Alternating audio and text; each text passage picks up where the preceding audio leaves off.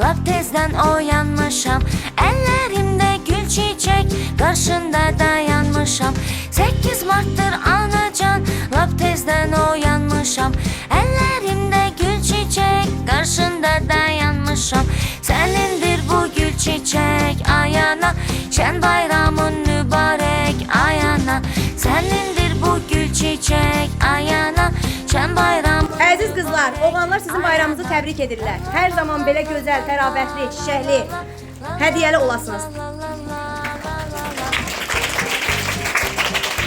Kızlar, nə sözünüz var oğlanlara? Hədiyələrinizi açıb baxa bilərsiniz. Bilirəm ki, hər birinizin ürəyincədir. Ən çox sevdiyiniz. Aferin, ne güzel, ne güzel. Bakın, Nuray, süper.